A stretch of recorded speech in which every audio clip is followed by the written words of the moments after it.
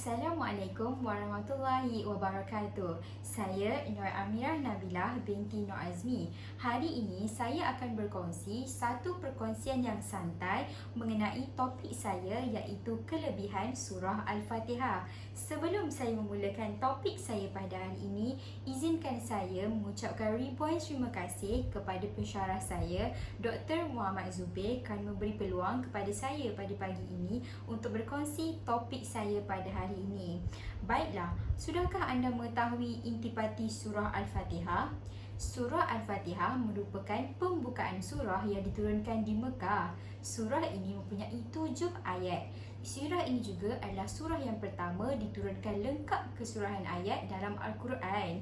Surah ini juga dinamakan Al-Fatihah kerana ia dijadikan sebagai pembuka dan permulaan Al-Quran.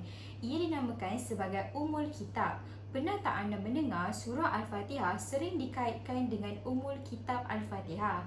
Ini kerana Ummul Kitab bermaksud ibu ataupun induk dalam sesuatu surah itu. Surah Al-Fatihah juga dinamakan As-Sabul Matsani yang bermaksud 7 yang berulang kerana surah Al-Fatihah berulang-ulang bagi setiap solat. Setiap kali kita menunaikan solat, kita akan membaca surah Al-Fatihah di setiap rakaat kita.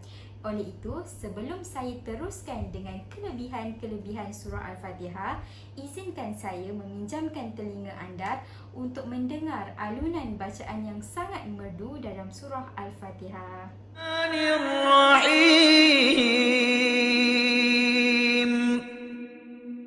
Alhamdulillahi Rabbil Alamin Ar-Rahmanir Rahim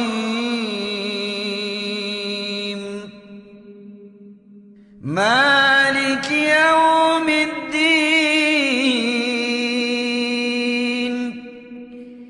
Iyyaka na'budu wa iyyaka nasta'in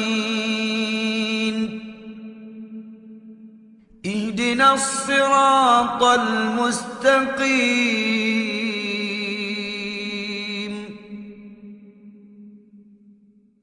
Siratal ladzina an'amta 'alaihim ghairil maghdubi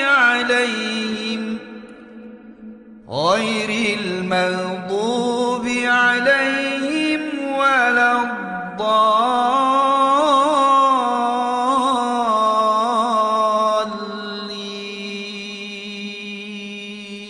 Masya Allah, subhanallah, merdu bukan alunan bacaan yang dilontarkan sebentar tadi? Baiklah, saya akan teruskan dengan kelebihan surah Al-Fatihah yang pertama. Tahukah anda bahawa membaca surah Al-Fatihah mendapat pahala seperti membaca sepertiga ayat Al-Quran? Wow, hebatnya membaca surah Al-Fatihah.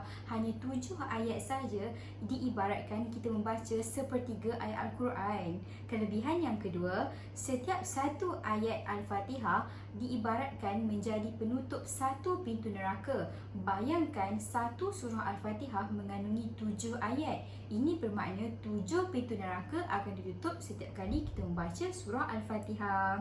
Kelebihan yang ketiga, orang membaca surah Al-Fatihah seolah-olah ia telah mensedekahkan emas ke jalan Allah. Baca Al-Fatihah pun boleh diibaratkan kita bersedekah ke jalan Allah. Kelebihan membaca surah Al-Fatihah yang keempat ialah jika kita mengamalkan membaca surah Al-Fatihah sebanyak 70 kali selama 7 hari berturut-turut dalam keadaan berwuduk, lalu ditiupkan dalam air dan diminumnya, insya-Allah Allah akan memudahkan urusan kita untuk memperoleh ilmu pengetahuan. Kelebihan membaca surah Al-Fatihah yang kelima ialah jika kita mengamalkan membaca surah Al-Fatihah saat hendak tidur diikuti dengan membaca ayat 3 kul iaitu surah Al-Ikhlas sebanyak 3 kali, surah Al-Falaq dan surah An-Nisa sebanyak 3 kali, insya-Allah tidur kita akan dalam keadaan aman dan tenteram dan dielakkan daripada gangguan syaitan. Kelebihan membaca surah Al-Fatihah yang keenam ialah sesiapa yang mengamalkan membaca surah Al-Fatihah sebanyak 20 kali setiap selesai solat fardu 5 waktu, maka Allah Subhanahu Wa Taala akan luaskan rezekinya, baiki akhlaknya, mudahkan segala urusan, hilangkan kesusahan, anugerahkan apa yang diimpikan, dan anak-anaknya pula akan terlindung dari kemudaratan dan kerosakan serta dianugerahkan kebahagiaan. Kelebihan surah Al-Fatihah yang ketujuh ialah sesiapa yang ingin rezeki yang luas dan dipermudahkan segala urusan serta terhindar dari segala kesulitan, cuba amalkan membaca surah Al-Fatihah sebanyak 41 kali setiap kali makan sahur pada waktu malam. InsyaAllah segala hajatnya akan dikabulkan oleh Allah Subhanahu Wa Taala. Surah Al-Fatihah yang ke-8 ialah dikatakan sama seperti kelebihan yang ketujuh tadi.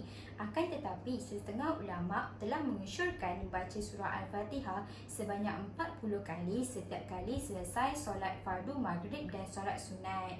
InsyaAllah segala hajatnya juga akan dikabulkan. Kelebihan surah Al-Fatihah yang ke-9 ialah, tahukah anda jika anda ingin terpelihara dan selamat daripada segala perkara dan ancaman seperti mimpi buruk, gangguan syaitan, kecurian, kebakaran dan malapetaka melainkan ajal, cuba anda membaca surah Al-Fatihah 1 kali di waktu hendak tidur, surah Al-Ikhlas sebanyak 3 kali dan surah Al-Falaq dan surah An-Nas sebanyak 1 kali sebelum tidur.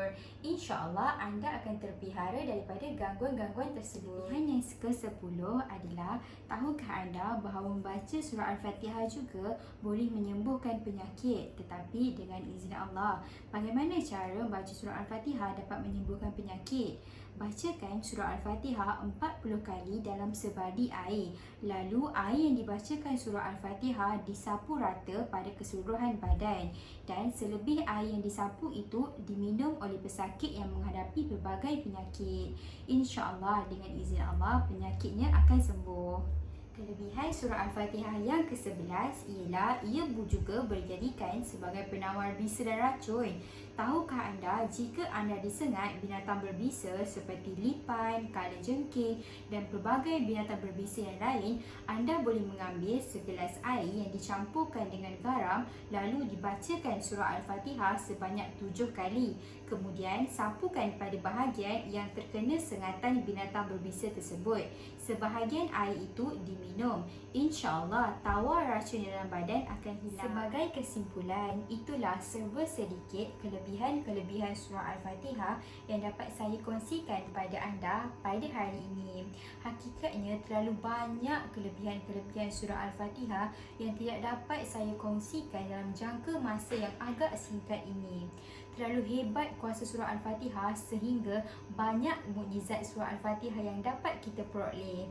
Tahukah anda, setiap pagi saya akan mengamalkan membaca surah Al-Fatihah sebanyak 3 kali selepas bangun tidur. Bagaimana cara saya mengamalkannya? Saya meletakkan tapak tangan saya di dada dan membaca surah Al-Fatihah sebanyak 3 kali. Ianya tanda saya bersyukur kehadrat Allah Subhanahu Wa Taala dengan nikmat yang jantung saya masih lagi berdegup sehingga ke hari ini. Akhir kata, terima kasih kepada anda yang sudi mendengar perkongsian saya pada hari ini. Sekian saja dari saya pada hari ini. Yang baik datang daripada Allah Subhanahu Wa Taala, yang buruk datang daripada kelemahan diri saya sendiri. Akhir kata, wabillahi taufiq wa hidayah. Wassalamualaikum warahmatullahi wabarakatuh. Sekian, terima kasih.